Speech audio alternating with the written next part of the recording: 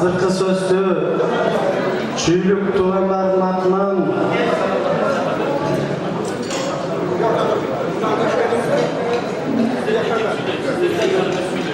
azırkı söz çüylük tuğanlardan gelgen Sağınbay Ağabey söz.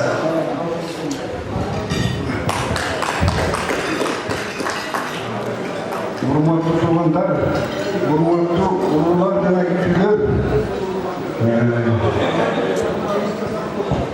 Toktoluk tuğanlar, yerge tüylük, sartlar tuğanlarından salam aytıp okutak edin.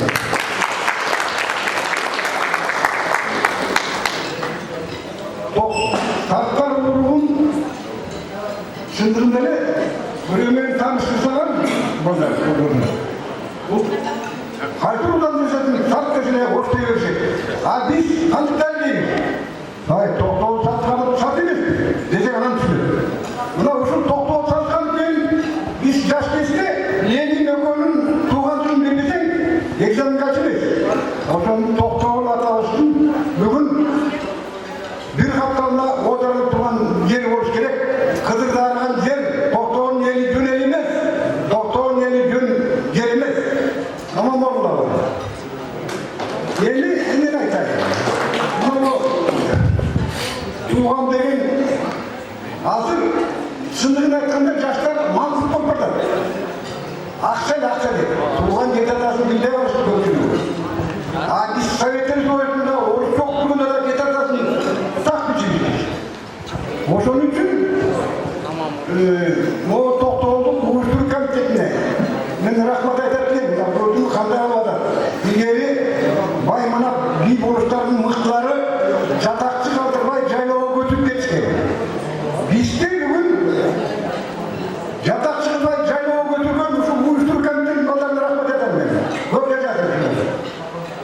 Buna o bizden alaydan Abdümanap, Cumhurda Kanüye, Nurcani'nin çomoyla çüydü öldürüp, yüydü öldürüp durmuşlarsa. Bunu ayağına çalışacak hakkeni, sandıra olmadı, yitatanı bilmese, uruğunu bilmese, urut bulmayı, urut bulmadan memleket bulmayı, bana bilmesi. Bunu ayağına çağırır, şunu yaşa uçtuk gerektiğinde kovanlar. Anayın ortaya koku, bileşkiliklerden çiviydi. Antey kurup, güç soğuklardan o toktoluklardan rastlat bulunmuş. Varlarga ameliyat deniz olup kalayımın, daha bir ayda belirtirse, 15. yılı toktoluk satkan 150 yıllığına ben hasta olup gelgen. 3 gün toktoluk tuğanlar silaşkan, barışında var, barışında olmadı bile. Ben bir gün sorunda alıp, ağlı ekin sorunda alıp.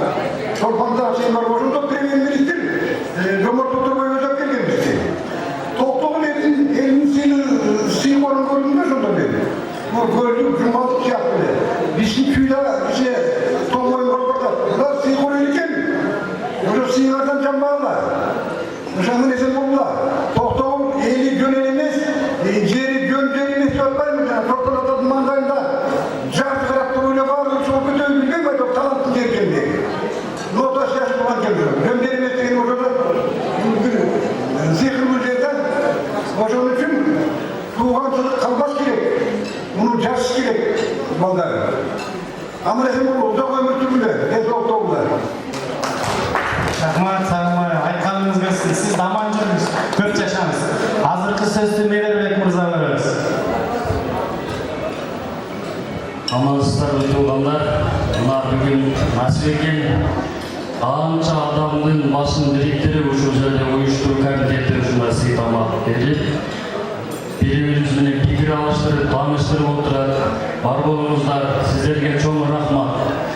Анан кыргыз деген мүнөзү, кайраты зор, ташкы жарат мүнөзү, жүрөгүндө алоолонгон оту бар кыргыз деген чагылгандан өзү дегендей жакшы жогоруда каалоолор, тилектер айтылды. Ушул арабызда ушундай жүрөгүндө алоолонгон оту бар азаматтарыбыз бар экен. Абдымамат ажы, Каныбек акебиз, ушулар уюштуруп, башка уруулардан кем калбай, биз да ушундай санжырабызды, китебибизди жазалы деп элге көтөрүп алып көтөргөн салбан иштерди аркалап келе жатат. Колдон келсе ушул агаларыбызга көмөк көрсөтөлү, биздин мүмкүнчүлүгүбүз жетишинче кызмат кылалы. Анан ушул жерде отурган туугандарыбызга бекем ден соолук бар болуңуздар, аман болуңуздар. Мүмкүнчүлүк болсо, жаштарды көбүрөөк катарыбызга кошсок. Менин кааларым ошол. Айдан аман, жылдан эсен чыгыңыздар. Үй бүлөңүздөргө албан ийгиликтер. Биздин кыскача сөзүбүз эле ушул, бар болуңуздар. Рахмат.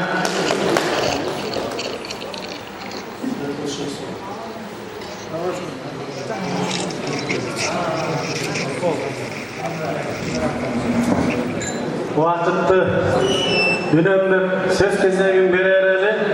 Азыркы сөз таластык туугандарга.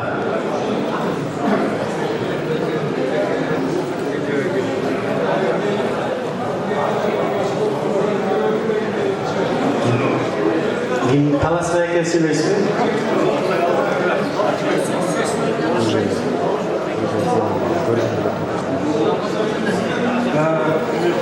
Таластыктар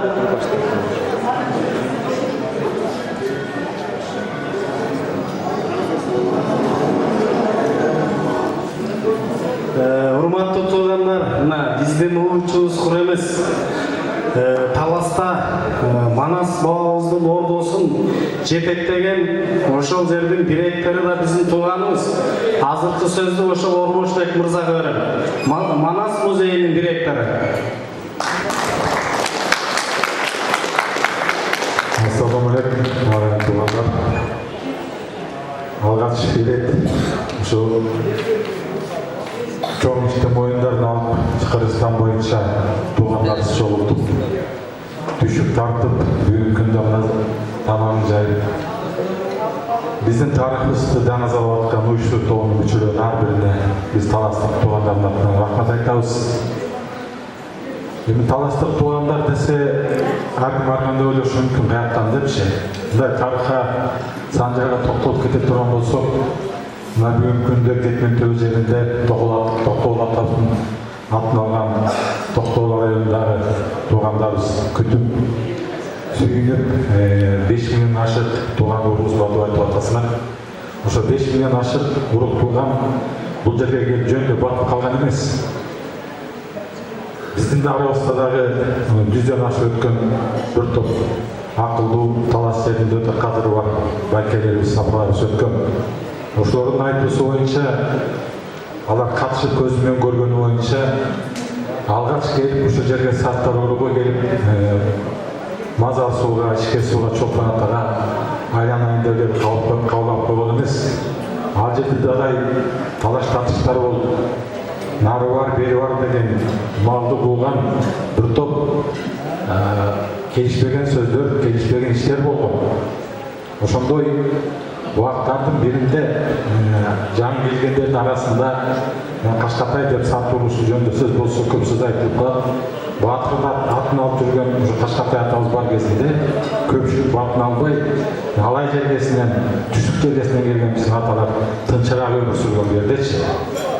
Мына Кашкатай атабыздын кичине көз өткөндөн кийин анда ордубаса турган татыктуу улам эркекке чабуулгандыктан мен аттарын атып саясатка жакындап эле коеюн.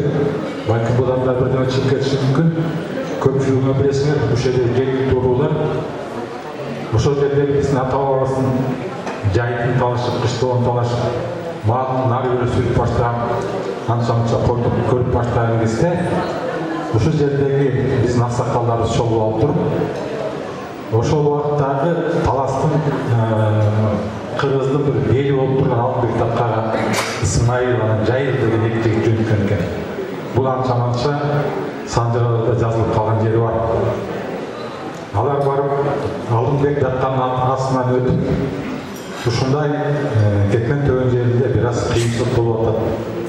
Келиштик деген болуп атат. Кичине өзүң турган кезде колдоосуну бербейсиң дегенде катын жазып, мөөрүп басып, Садыр деген адамды жака жөнөткөн экен. Мына туугандарына барып бас көз болуп, ошол жердеги жетекчисин бияктагы жоорунун атын жетекчисине айтып, менден салам айттым. Керек болсо ачуума тийсе, оң колумду сунсам Кытайга жетем. Сол колумду сунсам Орусга жетем. Мен сөзүм эмне болуп калды? Анча-мынча тек жүрсүн деп саламдоон айткандан кийин бирге токтоп тынчөөнү сүрүп баштайт. Убакыт өткөндөн кийин жергиликтөрдүн ошо баш көз болуп турганын көрсөтөт, алынбак жатканын көрсөтөт. Ошондон кийин анан кайрадан жер талаш, мал тийиш башталат. Ошондо биздин уруу менен жергиликтүү эл ортосунда чоң чабыш чыгат. Ошол чабышта жергиликтүүлөрдөн үчөө-төртөө көзөтөт. Баягы каңгаган деген сөз чыккан кезде анан айласы жок, анан кийин жок дегендерне качырып алды. Ошол жерден биздин эки жигитти узун акын тарткылуу 5 таш ташып таласка качырышат. Ошонун биринин аты Тойшек болгон. Экинчисинин аты ар кандай айтылып келет, так эмес. Бирок ошо кетип аткан кезде бердеги жергиликтүү элдин каршылашкан элдин эң күлүк аты кошулуп кеткен экен. Анткени ал Саяпбек болот. Ошо барган Тойшектен биз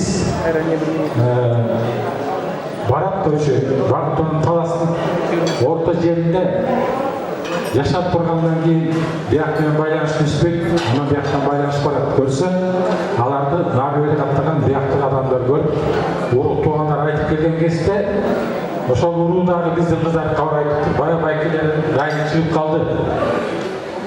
Баштарын катпаса көздөрүн тазалай турган абалга жетип калды дегенде биздикилерге кабар жетет.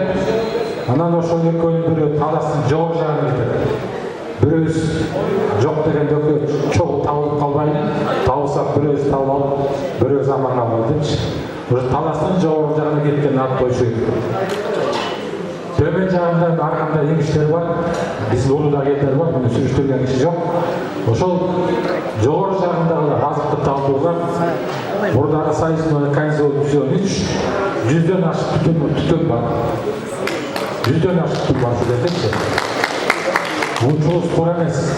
Биз ошол жака өткөндөн баштап союз урамында райисполкомдун төрагалары чыккан, Калкар совхоздун баш калмалары чыккан, Кыргыз эгемендиги алганы бизден жогорку кеңештин депутаттары бар, аким болгондор бар, элимдин кандидаттары бар, мамлекеттин даражагы ишмерлер бар. Биз аяққа барганы талас элинде жүргөнүбүз менен биздин этибиз кушчу сөөгүбүз адыгене. Муну боюнга алыш керек.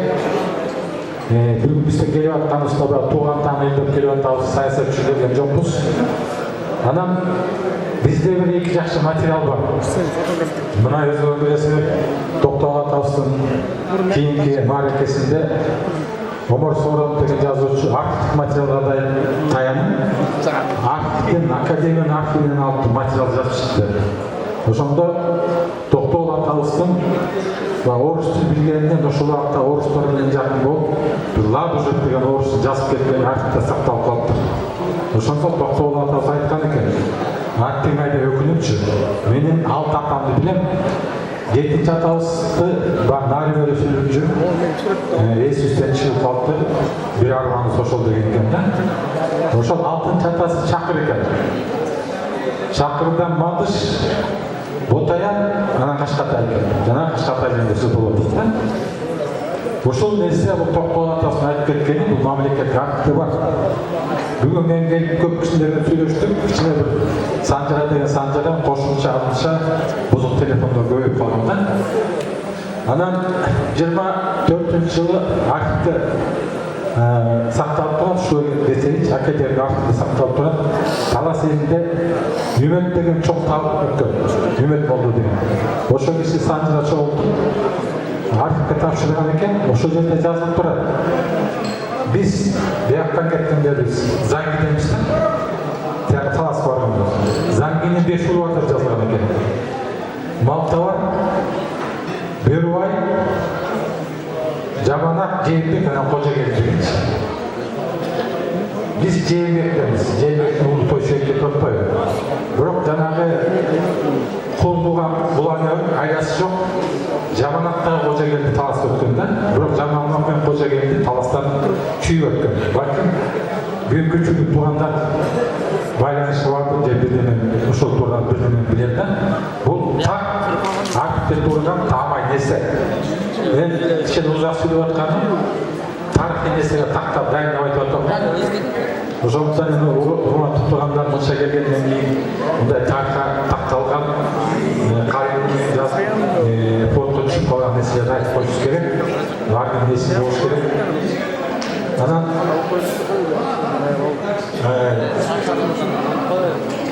жана берде бүт аксакалдарыбыз туруп сактан уюму уюштурган президенттер Шарин Атбаев мен өзүм жана айтып кеттим тааныштырып үчүн биздин таластардагы ушундай уруулардын уюму уюштурушу көп болуп анын көпчүлүгү мага сотуп барат. Кандай тикте кандай сөз болуп жүргөн катышпасам да болуп жүргөнүм бар. Ошондуктан туугандын топурагы алтын дейт. Кудай буюрса ушул нерсени улантып өзгөчө жаштарды жактап таамай жазылган тарых санжарларын айтып түшүндүрүп келечекте бир кандайдыр бир ушул аркылуу өзүн жаштарга таасир этсек болот деген терең түшүнүгүм бар. Ошондуктан туугандар убакыт алып көбүрөөк сүйлөп койсун кечирип койгула. Кудай буюрса каякта жүргөн тааныгандарыбыз бар, таанышып деген мындан аркы байланышты үзбөй жакшылыктарда жакшы маанайда жолуп жүрө деген пикирибиз бар. Рахмат. Оромошбек мырза, абдан таасирлүү сөз айттыңыз. Рахмат сизге. Сиздин дагы ден соолугуңуз чың болуп, мындан ары дагы эми сизге ушул Кыргызстандын баардык жеринен келет. Ошондо мен старттардын баласын деп мактана бериңиз. Рахмат. Өмүрүңүз узун болсун. Карап болсор бакеле. Урматтуу туугандар, азыр мынакей биз Токтогул чоң атабызды, Жомарт атабызды айтып келебиз. Токтогул чоң атабыздын да улуу чугур эмес. Азыр ушул Токтогул чоң атабыздын чебереси Өмүрзак Кайыпов Ырбек. Урматтуу бир туугандар, 7 туугандан келген менин биологиялык жакындарым, кандаш бир туугандарым, кош келипсиздер. Керемет келгенде өзгергесине. Ушул жерде болгон улуу сөздөргө муюп отурам. Аталарыбыз, агаларыбыз, инилерибиз сонун сөздөрдү айтып атат. Бул жерде биригүү, ынтымакка чакыруу болуп атат. Уруу болуп бөлүнүү эмес. Бул тетирисинче санжыра деп айтылат. Тегиңди бил деген улуу сөз бар. Кайдан келгенибизди, кайдан келип чыкканыбызды билгенибиз бизге абзел. Ошол улуу сөздү сүйлөп, достчулукка, биримдикке чакырган ушундай жыйындар көп болсун. Баарыңыздар үй-бүлөңүздөрдө тынчтык, береке, ынтымак болсун. Эми ушул жерге адигине улуунан сарттар уруусу чогулуп аткан экен, мен дагы ошол сарттар уруусунан болом. Жогоруда агабыз айткандай, Токтогул атабыз менен алтынчы атаман барып биригет экен. Атаян менен Кудаян деген бир тууган экен. Токтогул атабыз Атаяндан бутактанса, мен Кудаян атабыздан бутактанып кеткен болуп атам. Өзүм дагы ошол Токтогул атабыз жашап өткөн айылдан болом. Ошол Токтогул атабыздын изин басып, ичкен суусун ичип, жүргөн жерин жайлоологон жайлоолордо чоңоюп, балалыгым ошол тоолордо өскөн.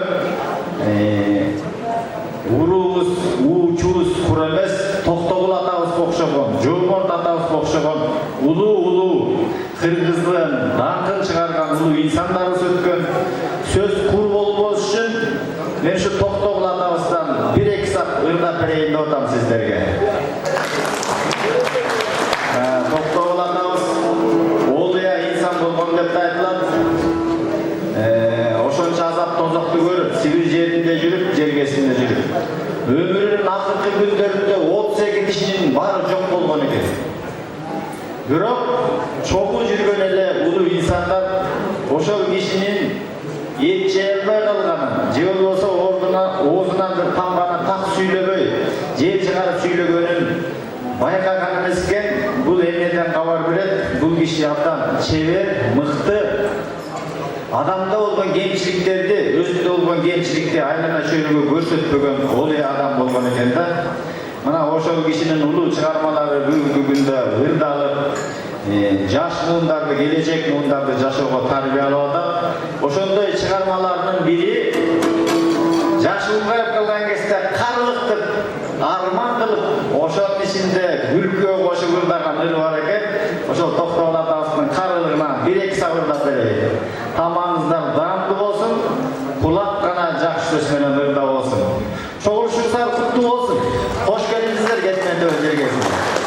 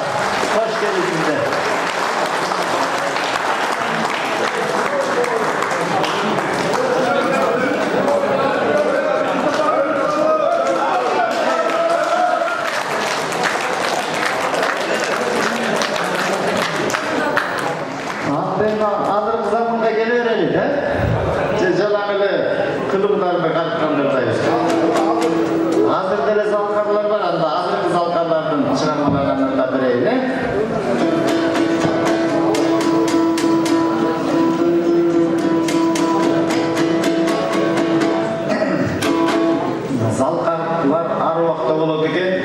Шайтайын дегеним азырда биздин залкарларыбыз бар. Эми бул чыгарманы урууга бөлбөй ырдайлы, анткени чыгарма жалпы элдик болот. Кандай уруудан кайсы кишиники болсо дагы. Мен азыр сиздерге аткарып бере турган чыгарма азыр заманыбыздын залкары өзгөндүн уулу Кыргыз Республикасынын эл артисти Жолбол Далыбаев деген улуу инсаныбыз бар. Ушул кишинин чыгармалары менин жүрөгүмө жакын. Bir таңдалыштуусу аз мен сиздерге айтайын. Ушул киши 72 жаш курамында бир чыгарма жаратыптыр. Сөзүн да өзү жазды, обонун да өзү жазды. Анан чыгарманы Данагыс деп атап коюптур да. Анан ойлоп атам, бир туугандарым отурат деп сүйлөп атам. Анткени саттар уруп отурат ушул жерде. Имаратта. Данагыс деп атап коюптур, ошондон улам мен жүрөк картайбайт деген ишендим. Эми азыр угуңуздар 72 жаштагы киши чыгарган чыгарма. Данагыс.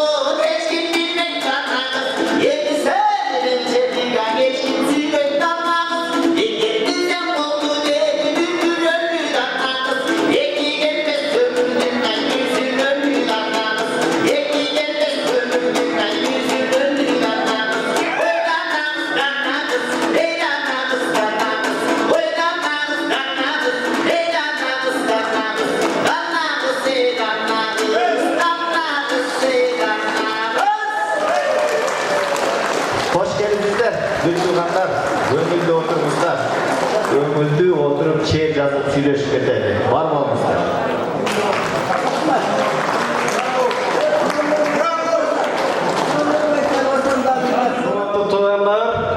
Hazır sizlerin aldığınızlarda Kırgız eslerine emgek singirgen artist Ömürзак Кайыпов oldu. Kol çağa koyunuzlar. Rahmat. Benim жақсы. Benim bağlı ata boğazdan kız balаны сыйлап келген. Kızға қатық сөйлеуі, қызды сыйла, қызға қатық айтсаң томаяқ боласың деп ата бабаларымыз айтшы.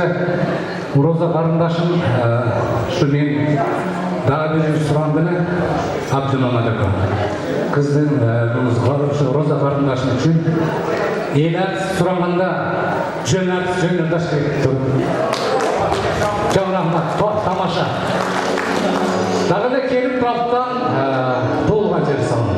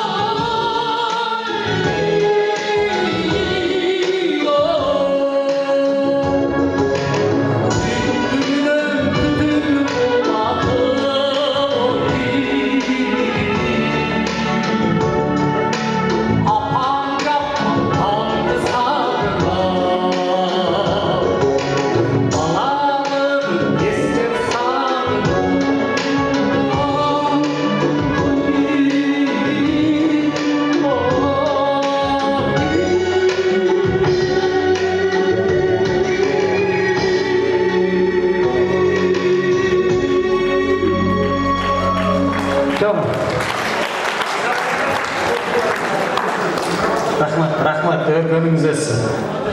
Урматтуу туугандар, кадырлуу коноктор, ушунча ат арытып Кыргызстандын бардык бурчунан келип, анан 1 саат сабыр кылып, мындай сүйлөшүп, бири-бириңиздер менен кенен таанышып отуруңуздар. Biz жанагы чоң тамагыбызды 7-8 берели деп ойлогонбуз. Анан эми азыр шашкан кишилер бар экен, ошон үчүн тездетип атабыз. Бири-бириңиздер менен сүйлөшүп, пикир алышып, атайын токтогулга кеткен түбү келгенден кийин бир азыраак сабыр болуп туруп туруңуздар аксакалдар. Бишкектен келген туугандар баарыңыздар чыга бериңиздер. Бишкектен келгендер, Кенжебек эке, Найырбек эке, Бишкектен келгендер чыгыңыздар. Бишкектен келгендер чыгыңыздар. Зурежа чыгыңыз, Бишкектен келгендер чыгыңыздар.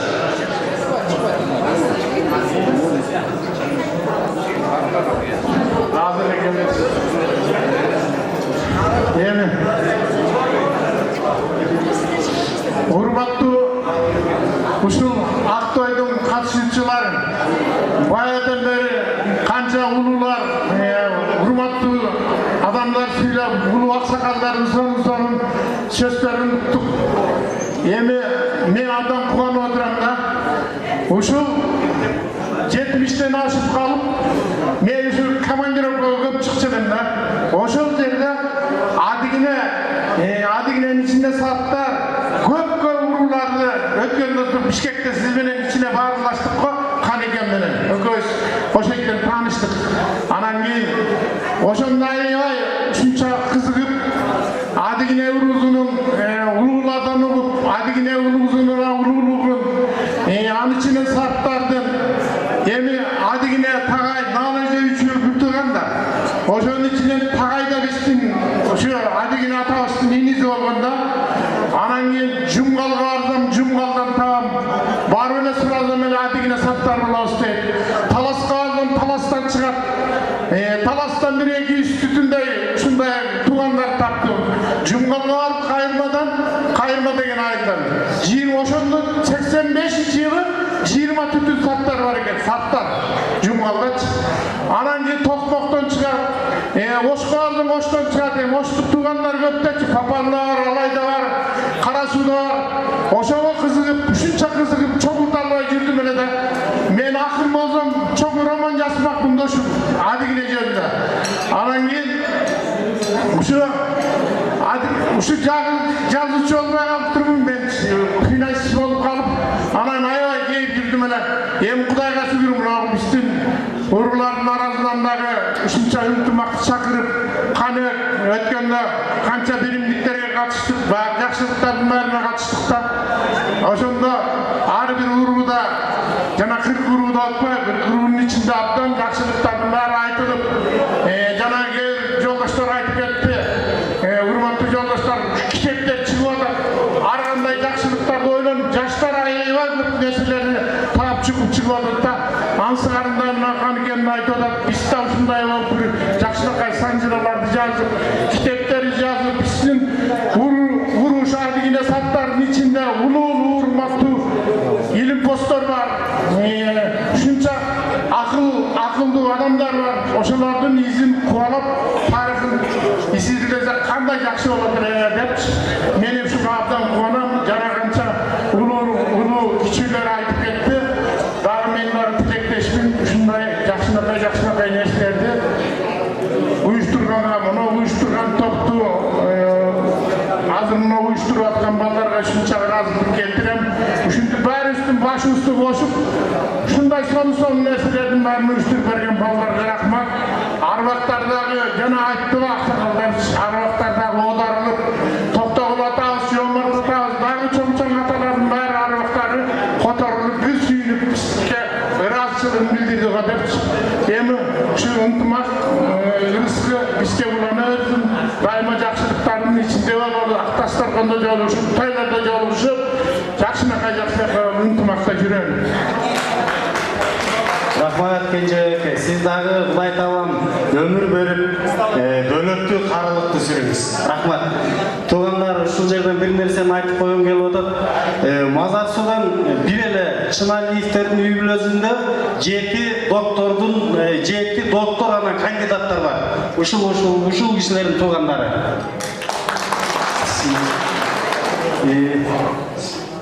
Азыр Дайырбек экенсиң. Саламатсыздар. Бүгүнкү мындай кечени уюштуруп аткан Тотомго, Эсенгулга Kurmanbek жана башка уюштуруучуларга өтө чоң рахмат. Момунтип адегине сактардын башын бошоп атканы бул абдан жакшы нерсе. Баардыгыбыз патриот болушубуз керек. Мен эми өз дүниемди айтсам, неберемдин атын адегине койгом. Быйыл 1-класска барат. Эми саттар мындай карап көрсөк, бир топ ийгиликтерге жетип аткан экенбиз. Башканы коелу, өзүбүздүн ушул жетишүүдөн чыккан саттардын ичинен дүйнөнүн чемпиону күрөш боюнча Тайрыбек Жумашев бар. Илимдин докторлору бар. Биз ошолор менен сыймыктансак болот. Ошол нерселер ушул биздин туугандарыбыз аман бололу, бар бололу, өсүп өнөлү, ийгиликтерге жетишели. Рахмат Айырбек эке. Сиз дагы дөөлөттү кармыкты сүрүңүз. Зуур эже да. Арбаңыздар, кымбаттуу, урматтуу, ардактуу, мен сагынган төркүндөрүм. Кыргызда айтат эмеспи? Ат түгүндөй адигене, тай түгүндөй тарайды. Ошол ат түгүндөй өлүп ат болмаса, андан калган түгүл тайлыгына караганда чындап эле көп эмеспи? Ошол адигененин бир уулу болгон биздин чоң атабыз, Сартбай атабыз. Ошондон таркаган мына өйдө Абдымамат аке айтты, 300 миңден ашык ушул уруунун 22-чи катарга 40 урууну келгенде, ошол 22-чи орунду биздин ошол уруунун өсүп өнгөн азыркы учурдагы ошо Кыргызстанда эмгектенип мамлекетке, элге, журтка ушундай эмеси салуулар жакшы коомдо алдыңкы орунга келген жакшы адамдар келатканына өтө кубанычтамын. Мен ушул уруунун кызы болуп калганына өтө сыймыктанам.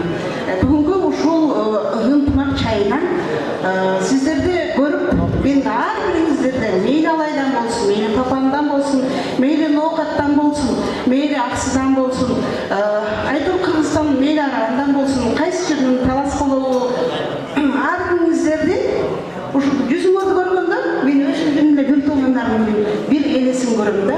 Демек, мен үчүн Кыргызстандын кай жеринде болбосун, адигине сактар уруусуна мен эрке кызмын, мен эрке бир тууганмын, сиздер менен мен сыймыктанам. Анан чынында эле бизге ошо адигине сактар уруусунда өзгөчө кыздарга да үйдө тарбия бергенде дагы ошол менен бирге ушул үйгө келин болуп келген жеңелерибиз деле Кудайга шүгүр башка урууларга караганда өтө жакшы сыпа мамиле кылатты. Ошентип биздин уруунун жалпы агаларым, инилерим, бир туугандарым баарыңыздар бар болуңуздар. Бул ынтымак чайы мындан да булана берсин.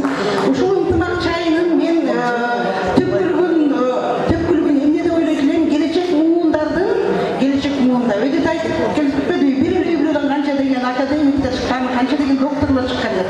Ошол келечекте бүтүндөй дүйнө жүзүнө өзүн тааныткан, ошол эле учурда билими терең, элге ак мамиле кылган эр азаматтарды, жакшынакай намыстуу кыздарды, адеттүү кийинки муундарды ошо өстүрүп, алар жол басыла турган азыркы мына улуу муун, орто муун, кичүү муун отурасыздар.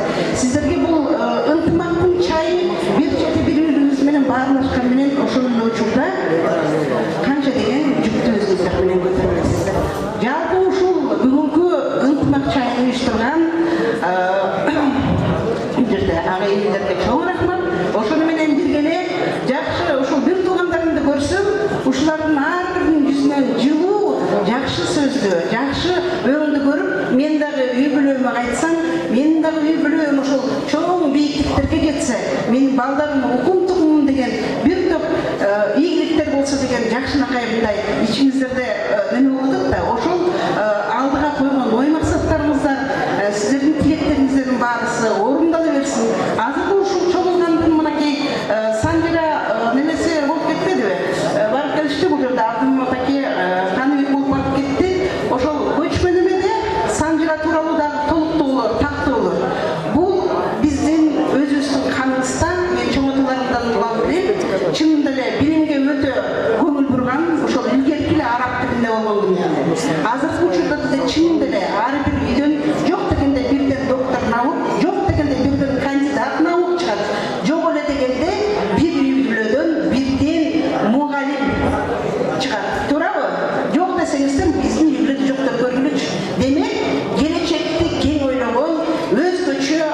адигене сарттар урусу бар болсун, өнүгүңүздөр, өсүңүздөр, биз дайыма сыймыктанып бирге сиздер менен бололу. Рахмат.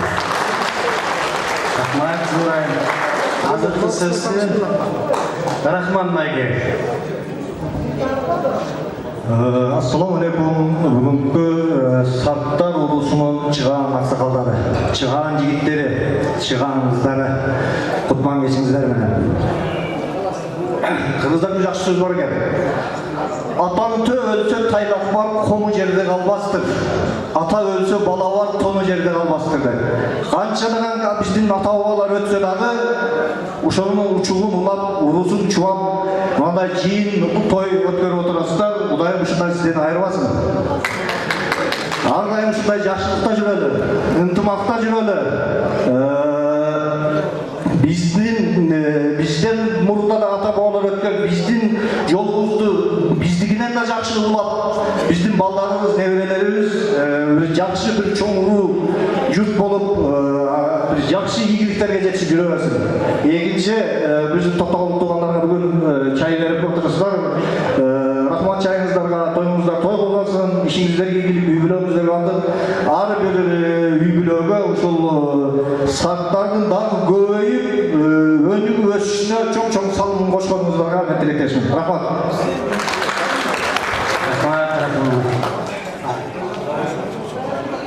Рахмат. Орун ала бериңиздер. Азыр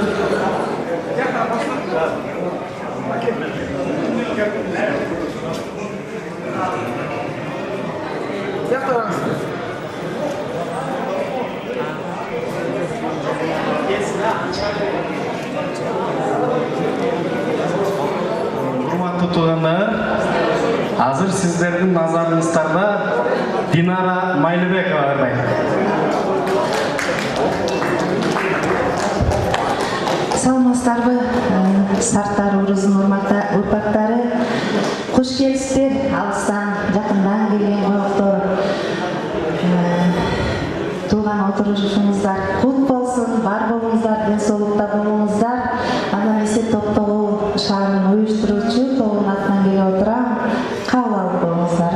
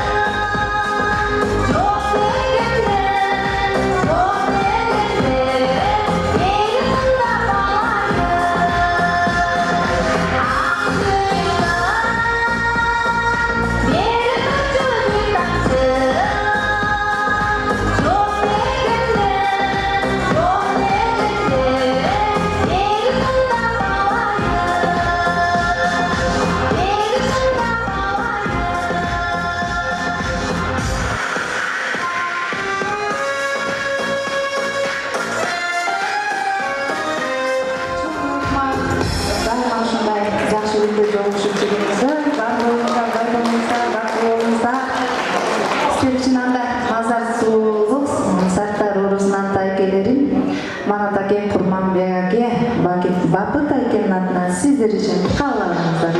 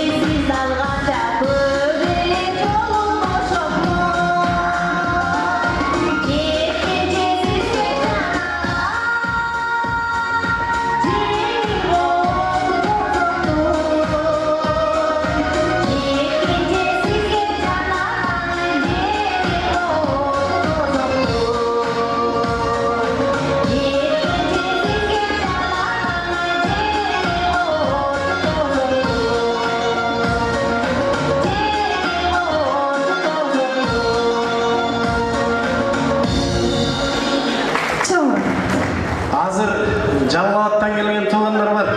Базарқорған, Нокен, Майнысу, Ақсыдан келген туғандар чегіңіздер. Майнысу, Базарқорған, Нокен, Ақсыдан келген туғандар бар. Салам алейкум, ұлы ұрматты туғандар. Жалпы şu бір туған сарттар орызына қош келіпсіздер. Сіздерді көргеніңізге біздің ұқым тұқымдарды көргеніңізге чоң қуаныштамыз. Sizlerge uyuşturucu toğun atından salam jolдайбыз. Bir қошап қойсаңыздар. Vay молодец, манайыңра жақшыға. Бүттіңдер бізде Батыр, Құрманбек, Нұрбек, Мараттайдай, добродушныйдай, щедрый, бодрый жүрген екенсіңдер. Қай жол алсақ болачақ.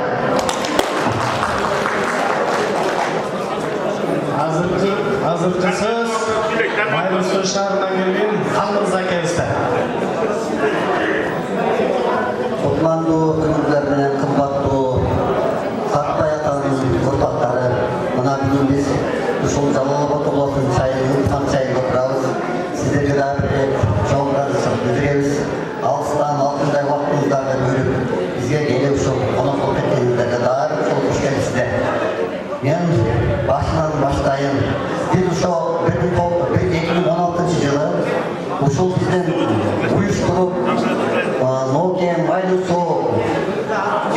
Жалауаты боласын, Ноқа, Көкте, Алай, бапандардың бардың başı birlikteri bizde uyuşturup 16. yıldan beri жүрген şu Айдарбек Белеков менеме тайсын қылау біздің Нокен Айшының атынан.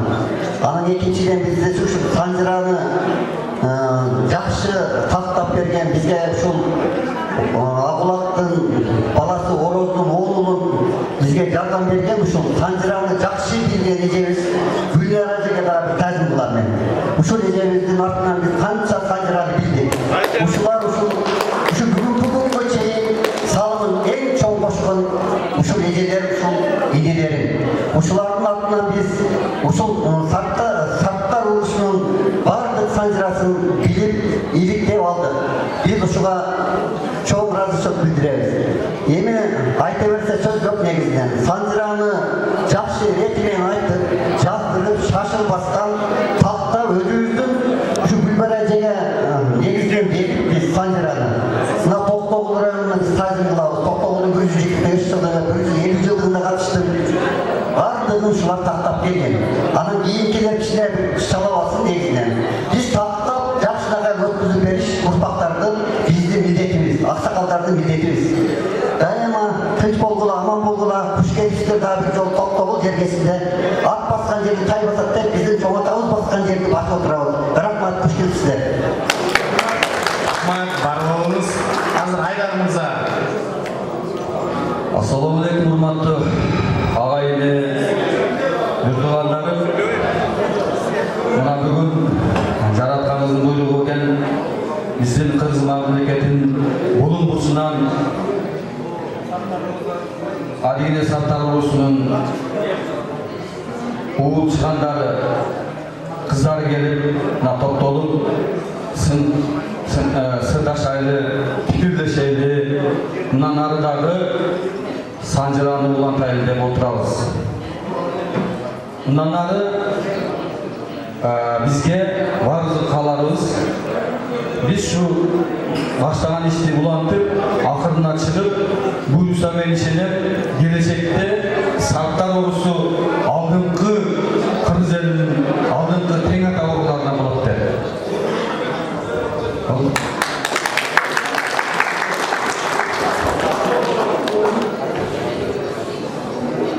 Assalamu alaikum, tuğanlar, жалпы tuğanlar. Кейбір уруулар Санжырасын жоқ қақшыған, Санжырачыға пайдасы дейіп жақшыдан, Санжырада башқасы да кепкенен біз келгеніміз жер сорусы ақсыда. Ассаламу алейкум. Нолы Эсоқұл деген тамада бізге анчалық деле жаққан жоқ. Анткени ақсылықтан шыққанда бізге жақшылар, мақтағанға жақсы сөз тапқан жоқ. Бізге ең ақырында келді де отырғанда қолдарын деле чапқан жоқ. Эсоқұлға кетішілеріне. Бар болғылы ақсыдан бұлар тоқтоғылықтарды düşünсек болады. Себебі бұлар кішіне өксіп, біздің ежемізге тоқтоғыламыз. Ашық болған бұл тарихта бар. Бирок тарихта көп нәрсе өзгеріліп кеткен. Тоқтоғыл өз мақсатына жеткен. Рахмат, ақсылықтың азаматсың. Азыр мына Қаракөлден келген туғандардың атынан Чынасыл мырза береміз. Салам алейкум. Шу жерде отырған ағайын туғандар, адегенен туғандар. Барлығыңыздарға чын денсаулық қалайын. Ушундай ийгилик мындан дагы көрүүсүндөй, мындан дагы жакшы болсун дейм. Мен айта турган сөздөрдү аксакалдар бардыгы айтып койду. Баарыңыздарга ийгилик, тынччылык, бакубат денсаулык. Күнтү жакшылыкта, тойлордо жолугуп жүрө берели, жакшылыктар уланта берели. Рахмат сиздерге.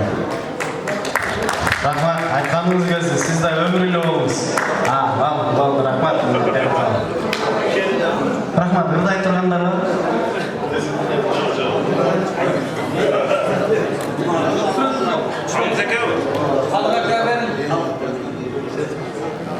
Азыр қалаға келді,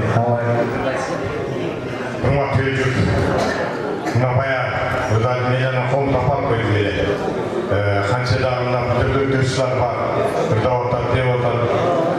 Қайта-қайта дағырай құда қалдағы жол қандырды да шауыз.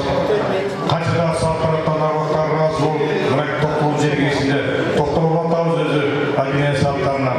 Мұны бізге көсіліп тұрған біздің ежелер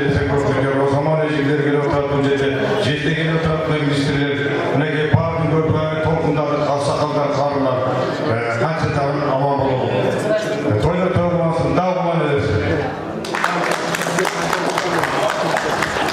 Neydi? Halk hakkında vardı bir pilotun da koyarlandı. Komumuz yok bile müzikat çoktan. Asmanda uçanlak şunlar aylanıp kolla olsunçu. Ayıp batırı ormada ölüm bir doktor olsunçu. Ayıp batırı ormada ölüm bir doktor olsunçu. Rahmat, var olunuz. Rahmat deyin, rahmat. Hazır sizlerin nazarınızda Dilara Maylibekova.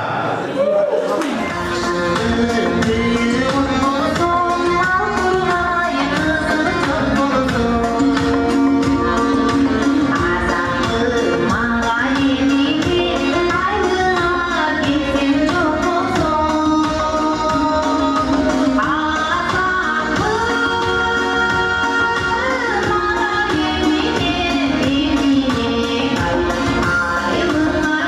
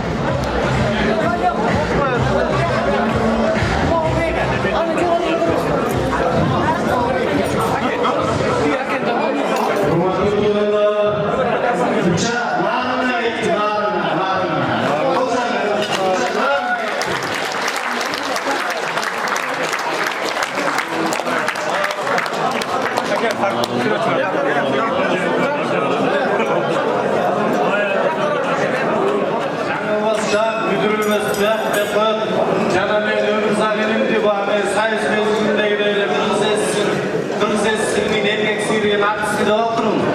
Бұл өмір сағының айтылу ба сапар болуштың чевресі. Дижақтан шыққан сапар болуштың чевресі. Азыр бүгінгі Кыргыз Республикасының президентінің болған Кыргыз Республикасына еңбек сіңірген артист деген нағым табыран. Азыр ошол үйніңер сіздердің асыларға шығып қойып.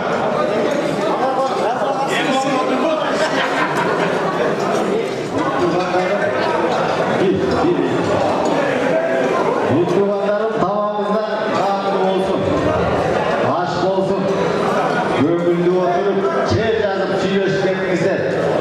Ана мен ұлы тамақта, отыңыздар тамақта болсын, құлағыңыздардың ұжырынан бір шығармаңдан берейін деп атайын шықтым.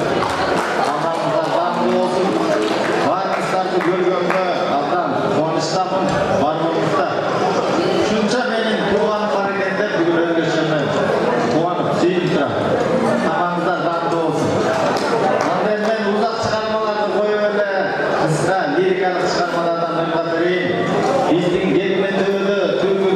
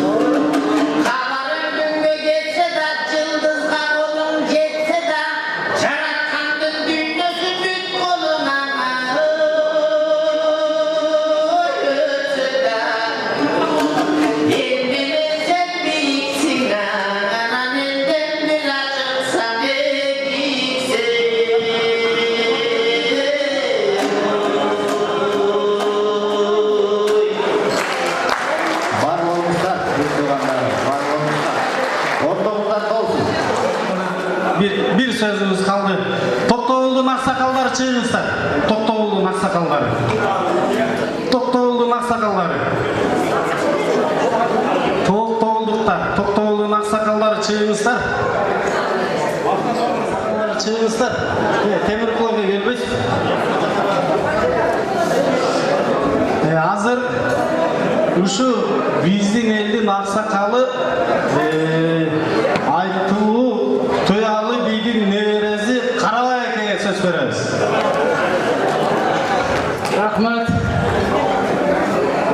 Кымбаттуу туугандар, жана үйкөлөрүм, ушу жалпы отурган туугандар.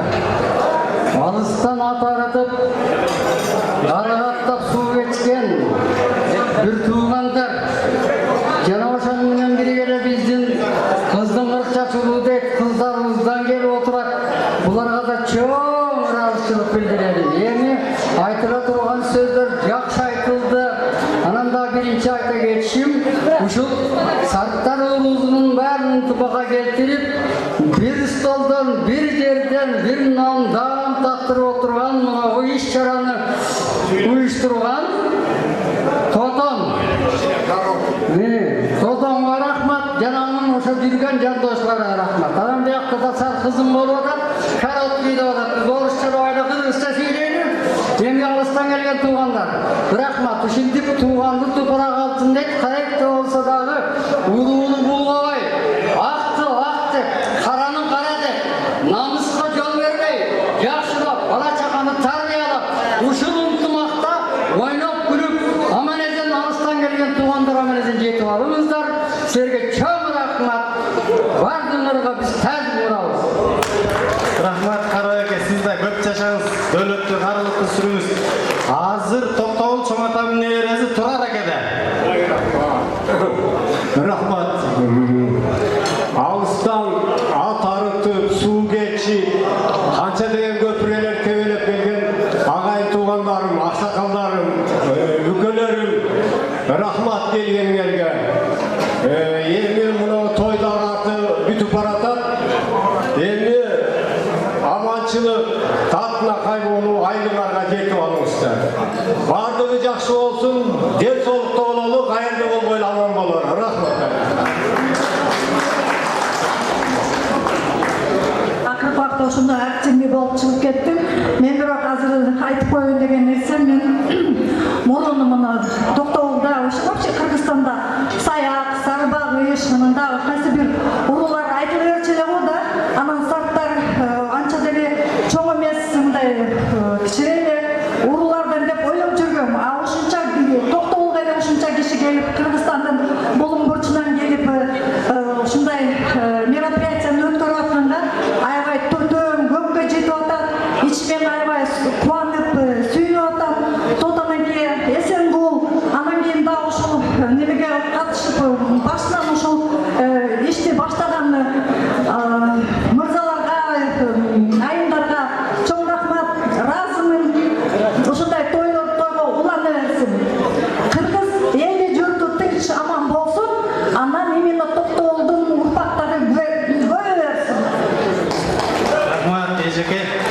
Тамар эжем биздин айылда илгери Албай деген бай болгон экен да. Анан тияктан элдерди кулакка тартып келатканда бул кишинин байланышы аябай күчтүү окшойт. Чолпон атага жанагы бурул эженин астында көпүрөнү салып узунап аткан. Анан малын кедейлерге таркатып жиберип кулакка тартылбай алган. Ошонун небереси Тамар эже. Азыр биздин айылдын аксакалы Анаркул аке көрөбүз. Урматтуу меймандар, мен эң биринчи мына ушул бүгүнкү мероприятияны уюштуруп, качаттан бери убада болушуп, ушу келген меймандарды уят болбой жакшы кайрылып, сыйлап кетейин деп жүргөн жердеги уюштуруучуларга чоң рахмат, кудалычылык билдиребиз.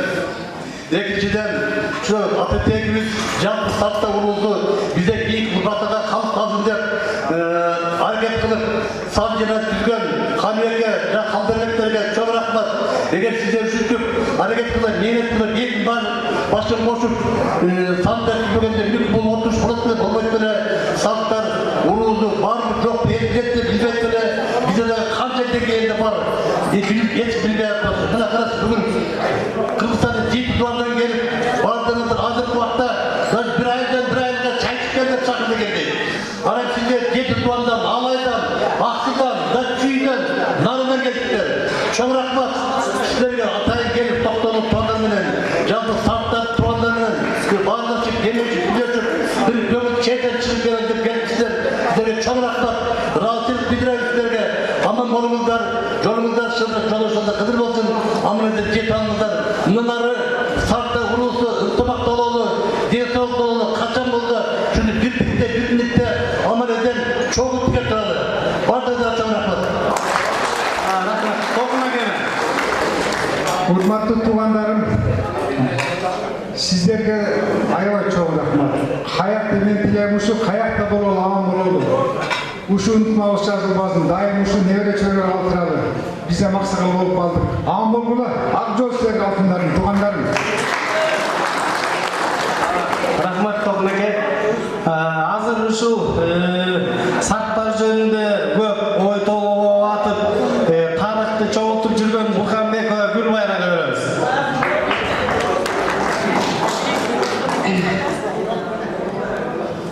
Кымбаттуу төркүндөрүм, улуу Токтоолдун жерине кош келиңиздер. Учурга кошулат, төбөлгө жазат дейт. Төбүс бирге тен акыры эртең кечке табыштык. Кудайдын ушунуна шүгүр. Дайыма жакшылыкка, жакшы топтоккондо жолугушуп жүрөлү. Бул жолугушуунун аягы үзүлбөсүн. Эми мен Токтоол чоң атам жөнүндө эчтеке айтып коеюн. Токтоол канча таланттуу болсо, анын ошончо душманы бар. Анын душмандары Ара Орфа менен дагы жазып койгон, анын Орфонун башарына айтып битеп кылып чыгарып жиберген. Андан жазат. Атайым менен Садык Калмак колго түшкөн. Мадаштын кулу деп койгон. Анда Токтоол калмак болуп калбайбы? Кыргыз эл эмес, бүт түрк дүйнөсү сыйынтыктаган Токтоол калмак болуп калбайбы? Ошону ойлош керек экен.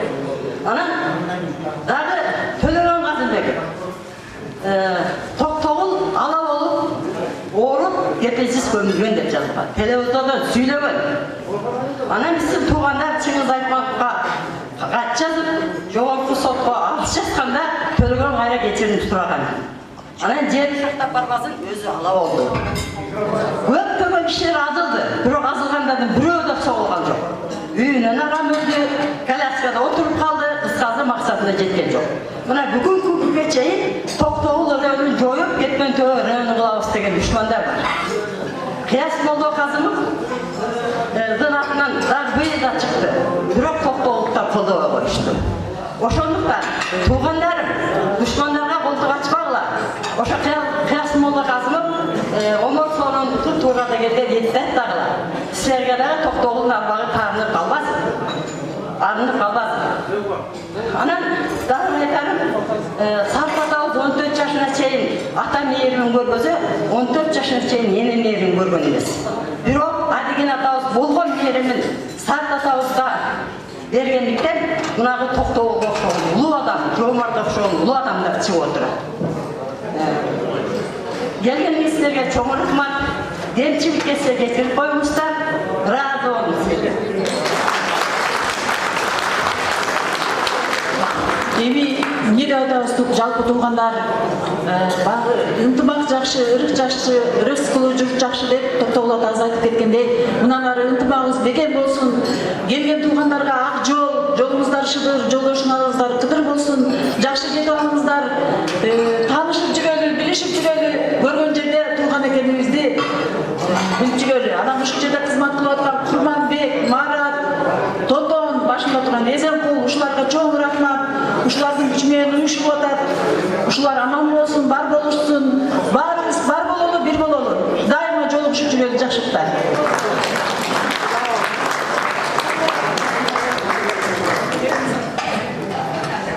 Рахмат.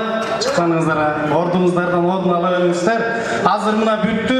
Уюштуруу тобу сиздерге азыр бир калоо сөз бар. Бет Тотонуга келиңиз. Курманбек, Марат, Анарбек, келбейсиз. Урматтуу туугандар, мына бүгүн Кетмен Төбө өрүнүнөн Токтоол сатылган Жомарт Бөкөнбаев деген кыйындар чыккан. Мына туз назып экен, бүгүнкү күнү ушу Токтоолдун тузунан назып этип атасыңар. Баардык ушул келген Mına sartlar bir atan ele balarımız negizdi. Oşun için daima ıntımak besin, ırıs besin, kaycı izlerde olsa dahi birbirisi sıylap jüreli.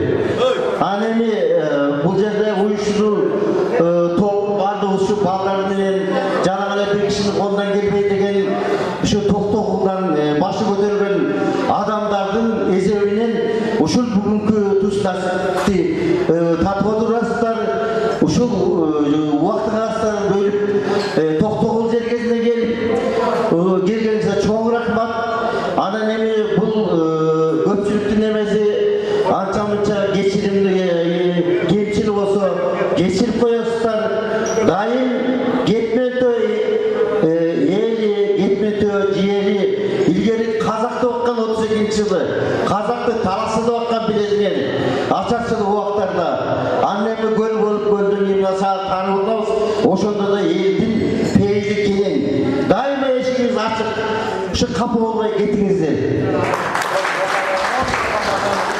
Rahmat. Azır tuğanlar şu ata-babalarga arnap Kur'an okup koysak bolabı? Kenenbayga keliniz. Kenenbayga kelgенче tuğanlar men деле такшалган тамак эмесмин. Кичине көмөгүңүздөргө кийзем, улууңуздарга, кичүүңүздөргө анча-мынча сөз өткөзсө кечирип коюңуздар. Анан кийинки келгенде жаш тамада болом.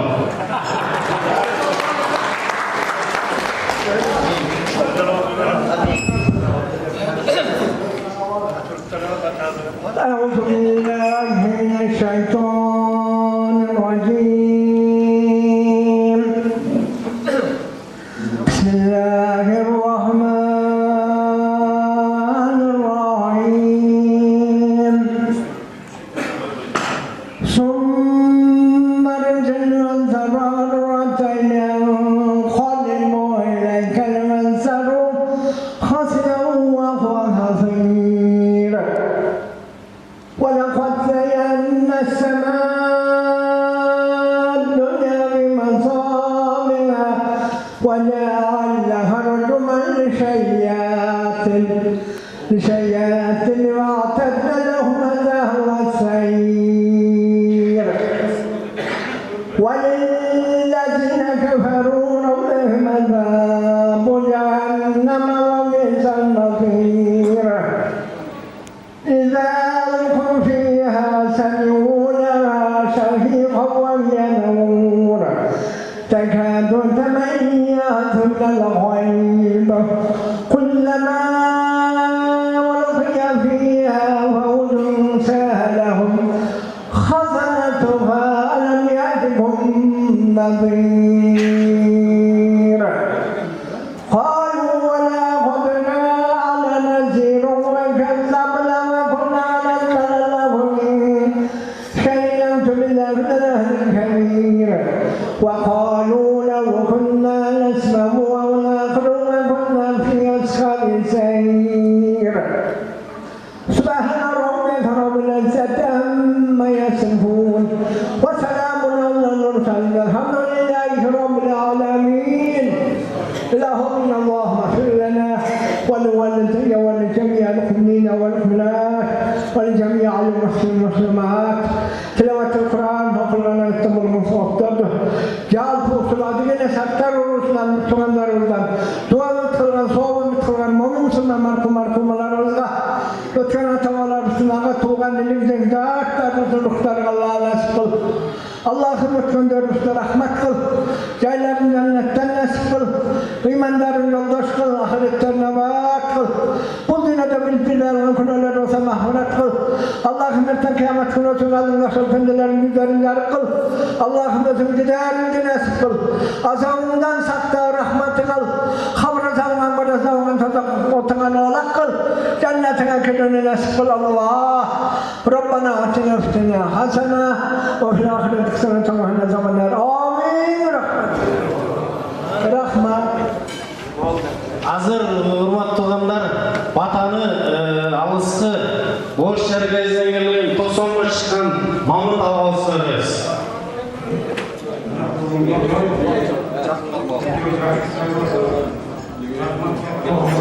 Sartar tuğanlarga düşünceler düşünmekte. Köprü soy, çıkardı. Yaxşı. Oylarda söyleyişip günah durmadı şeyler. Bu bolsa da yaxşı sartar olsun diye bir çekesi. Sartar olsun da şunday oylarda aşağıda kadar yekendiğim bilgisip birbirine kökök tartıp köngülükleri tartıp aşağıda kalır buna bulun talaşlar ve koyup uçamaydı. Bu fotoğrafı mı şu Adıgın'ın o tiyatrının bir çekesi. O zamanlar rahmat sınırlar. Bizde alış çoklarından sartar programlarına rahmat, varlığının selam, hürmetler, Adıgın'ın gayet koşularına. Her gün kim hürmetlese Allah Teala'nın hürmetini, Emreşat hürmetli, Allah Teala vergen hürmetlerine sizlerle yapacağını tanısın. Şu hürmet şeyler getirmeli, o Teala'nın bugünkü okunan şuranın savam, bugünkü soyulan çiftçiden olman savattır. Cenab-ı Tasarrufundan bulunmadan savattırdım varlığın, etiketten atakları, toplumun duamızı uygular başladı. Allah'ın izni olarak kavrup, şuranın varlığın değişken atarsın, değişiyor olsun. Endiki ay, endiki şu günlerde dahi kim kalırsa Allah Teala'nın ağzında sizi çağırır, bizi toplarsınız.